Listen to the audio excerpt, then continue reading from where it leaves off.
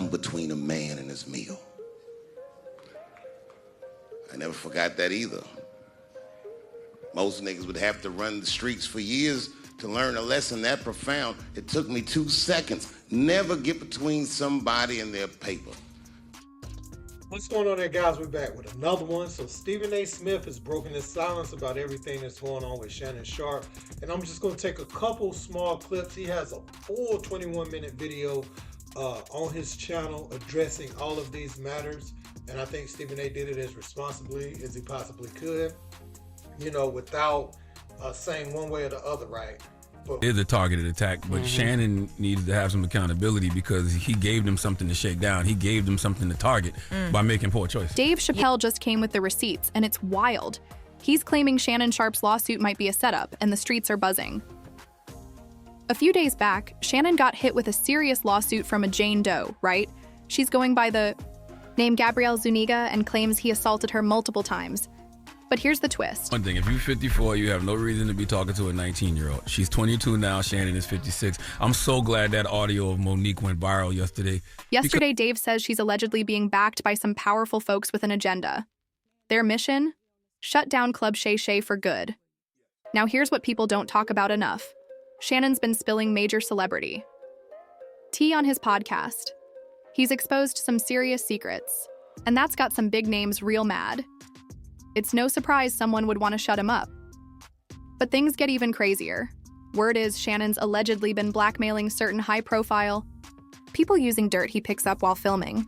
Yep, that's the rumor going around, and it sounds like his little run might finally be over. You better believe Dave Chappelle is about to spill all the tea. So who's the celeb Shannon's allegedly blackmailing? Oh, we about to find out. One thing about Dave. He'll crack a joke, but he doesn't lie about what's real. Back when Club Shay Shay started blowing up, Dave was one of the first to warn Shannon. Hosting a podcast is cool, but once he started taking aim at big celebs, that's when things got dicey. These celebrities don't like being exposed, especially not by someone just as famous as them. Remember when Cat Williams did his viral interview on Club Shay Shay last year? Dave wasn't having it. He gave Shannon a warning right after. Dave said, "He eat the ninjas." He didn't say anything about these white boys. None of these white boys function like that. Cat's one of the best painters in the game. So why are you drawing ugly pictures of us? Then he added, Sit your old ass down and go find somebody your age and build a family with them. As I said yesterday, men, we need stability and we need discipline. Dave even accused Shannon of trying to ruin the careers of other black comedians. He said, "If I told my story, it would break your heart. I lost everything and never told on anybody, and he is acting like the arbiter of truth." Cat was heated. He said what he said, and he wasn't backing down. He looked straight into the camera like, "Tell me this. What part of the game is it where one man messes with another man's bag? What part of the game is it where you snitch on someone who's in the same industry as you?" And honestly, it made sense. Celebrities were starting to lose their minds over what Shannon was doing. See, it's one thing when fans run wild with rumors or make conspiracy videos online. But when a celebrity shows up on another celebrity's podcast and starts dropping bombs, that's a whole different level. That's when folks started asking, where's the loyalty? And let's not forget, so much got said on Club Shay Shay. Who could forget that Cat Williams interview? It shook the internet and set the tone for 2024 like nothing else. That video racked up over 80 million views. It's literally the most watched podcast interview on the platform. But with that kind of impact comes consequences. That interview rubbed a lot of people the wrong way, and that's when Shannon's problems really started to snowball.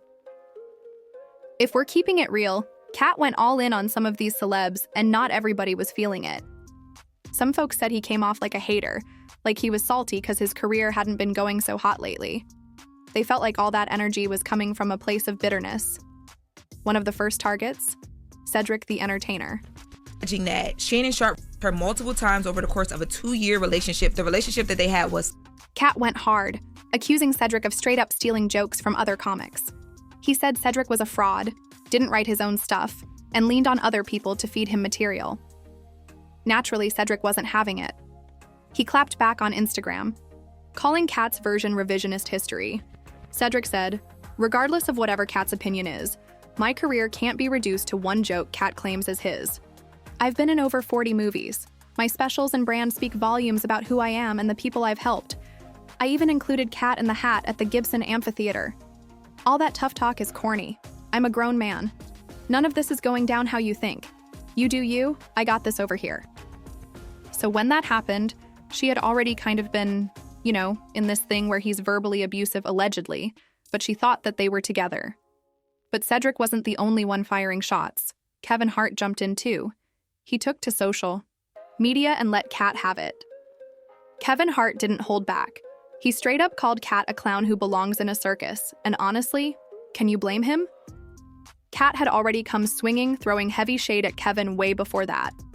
He accused Kevin of being fake, said the whole super successful image was just smoke and mirrors.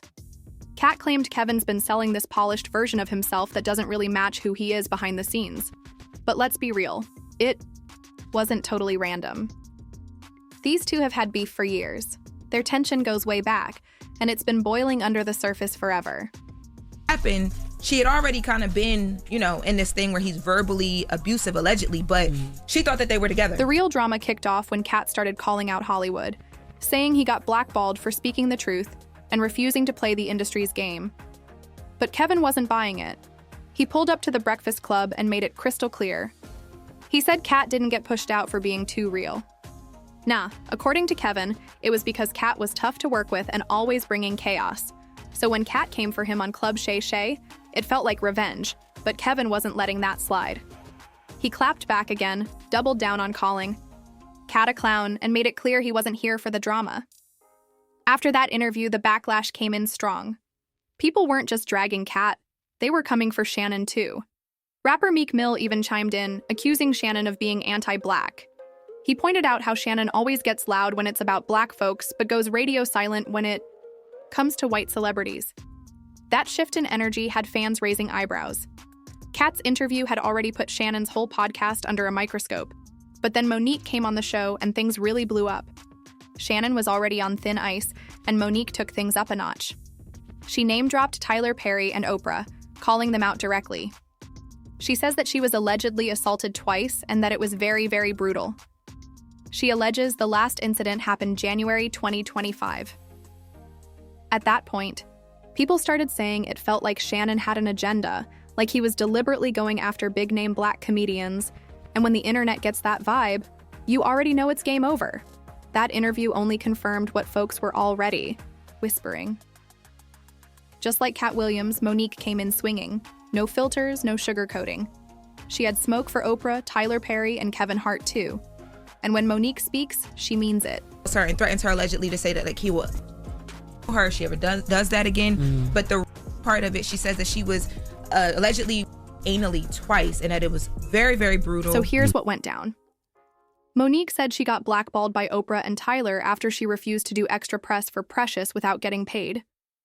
Straight up, she told them she already fulfilled her contract and she wasn't about to hustle for free. But once she said no to unpaid promo, everything allegedly went south, and quick. Let's keep it real, though.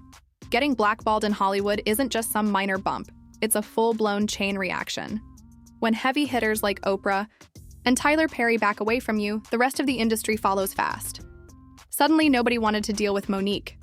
It was like she became untouchable overnight, people too scared to stand next to her in case they got caught in the crossfire. But here's the twist. According to Monique, Kevin Hart tried to play the role of the good guy. She said he stepped in like he was really supporting her when everything around her was falling apart. Kevin told her he had her back, said he was ride or die, even though she was already getting iced out by the whole industry. If this is true, right, why would she go grab Tony Busby as the lawyer? Yeah, if you want to be taken seriously, you don't go get Tony Monique Busby. said, Kevin made it seem like he was solid. He talked like he cared, like he was truly in her corner, and she believed him too. Why wouldn't she? He came across like he was one of the few real ones left.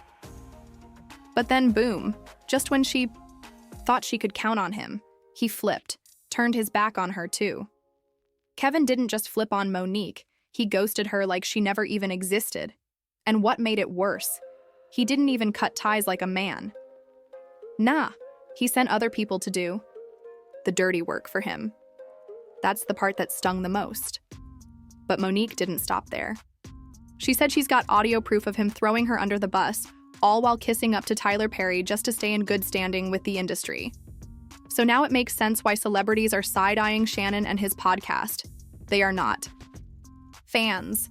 Even DL Hewley came out and blasted Shannon, accusing him of being messy and letting his guests push false stories about other people in the industry.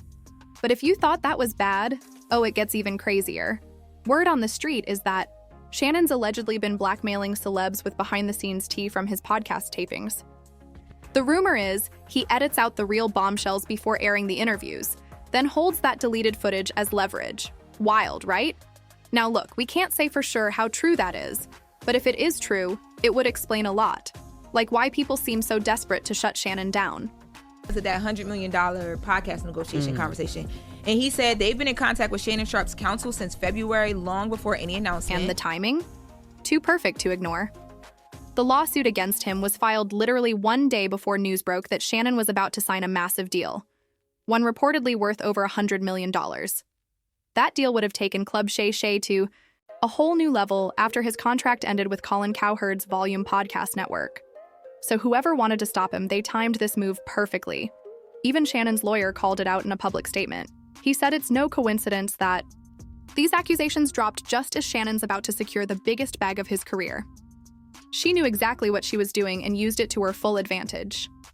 One of the lawyers even said this situation fits the classic definition of blackmail, giving maximum leverage to whoever's pulling the strings. This all ties into that lawsuit. From Jane Doe, who accused Shannon Sharpe of doing some serious damage, manipulation, control, and even more disturbing claims. So then I said to him, well, they're also saying in Shannon Sharpe's statement that there's a video that has been altered to make it look like their or whatever is non-consensual when it's actually consensual if you show the full video. She alleges Shannon violated her from behind on multiple occasions in October 2024 and again in January 2025, while totally ignoring her begging him to stop. The lawsuit details threats, physical aggression, and her crying and screaming for help. But according to her, Shannon wouldn't take no for an answer. And here's where things really get dark. She claims she was only 19 when their relationship began, and Shannon a grown 54 years old. That's a massive age gap, but it sounds like to him, age ain't nothing but a number and rules ain't nothing but a suggestion, because she also accused him of secretly recording their intimate moments without her knowing. He allegedly told her the videos were just for personal use, but she says he shared them with his boys more than once. To top it all off, her lawyer dropped another bomb. Shannon and his team allegedly offered her $10 million to stay quiet and not file the lawsuit. And guess what? Shannon's own lawyer confirmed that offer went down. Now you tell me, either Shannon's guilty as hell or he was terrified of the damage this could do to his brand. Because when someone's offering 8 figures to bury something, that means they know it's bad. Tony Busby said to me, he is a liar. He never even actually saw it. It wasn't even referenced or referred to in the case we filed. But now that his lawyer has breached the mediation agreement that Mr. Sharpe's counsel insisted upon, it should be known that there is indeed a... Gabriella Zuniga, aka Jane Doe, is being represented by Tony Busby. And if that name rings a bell, it's because he's known for handling major cases. He revealed that back in February, his office reached out to Shannon's team to set up a meeting. They went back and forth for weeks, and a full mediation happened with Shannon showing up with different lawyers. That mediation lasted over 6 weeks, and it ended with Shannon putting a huge settlement on the table. But Jane Doe wasn't having it. She said no to the millions and filed the case anyway. Meanwhile, Shannon's team is out here calling the whole lawsuit meritless. On one hand, Shannon's legal team claims the whole thing's bogus, but on the other hand, they did admit that Shannon offered Jane Doe a $10 million payout to keep her from filing the lawsuit. That part is true. She was offered a massive settlement, and she turned it down cold. Instead, she chose to take it to court. Now things are getting nastier by the day. Jane Doe's lawyer, Tony Busby, says Shannon's team is trying to dox her and drag her name through the mud. And not just her, they're allegedly coming after him too. But Busby says loud and clear they're not backing down. Well, wait, y'all mediated? Because that means that this shit been going on. Like, he been knew about this. Been wanting to, like, there was possibly a settlement. Like, there's been conversations, right? Like, Shannon's legal crew clapped back hard, though. They didn't just release a statement. they leaked explicit text messages that Jane Doe had allegedly sent to Shannon before. And these messages? Wild doesn't even cover it. In the texts, she allegedly said things like, "I want you to put a dog collar around my neck and choke me with it while you're effing me." Another one read, "I know you missed this juicy, $25,000 for each cheek only if you put that baby gravy in me. Then you can do whatever you want." One message even said, "I want to put my tongue in your a-hole and then marry you. That's my daddy. I want you to put a big black baby in me. You better crave it because you're going to be stuck with it for life."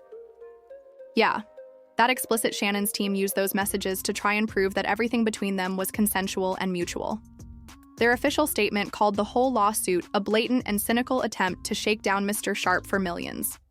They say Gabriella Zuniga brought secretly recorded footage of their encounter into the picture, claiming it was edited to make it look non-consensual. According to Shannon's team, what happened was between two consenting adults. They say the IE video was taken way out of context and chopped up to push a false narrative. The messages, they argue, show a pattern of role-playing, adult fantasy, and language that was all requested by her. Shannon, they insist, never coerced anyone and totally denies any wrongdoing, especially the serious accusation of sexual assault. They're standing firm, calling this a setup and vowing to fight hard in court for the truth. But here's the twist. Tony Busby says those messages, they were sent before the alleged assault even happened, so he's saying they don't prove anything about what came after. This courtroom battle is just heating up, and both sides are coming in swinging. Tony Busby didn't waste any time shutting it all down. He said every text Shannon's team released was dated before the alleged assault Jane Doe described in her lawsuit, and he made it clear those messages were just a distraction to take eyes off the serious accusations in the case. But he wasn't stopping there. Busby fired back with receipts of his own, leaking another set of texts. In one, Jane Doe allegedly told Shannon, "I cried when you left because I begged you to put protection on and not put it in my behind." And, "You didn't listen. I don't care what our history is. No means no, Shannon. And I don't know how to process this." Shannon's reply? He simply asked if he could call her later, but it didn't end with the texts. Busby also dropped an audio recording, and it's chilling. In the clip, Shannon could allegedly be heard threatening to choke Gabriella, and Busby wasn't holding back when he described it either.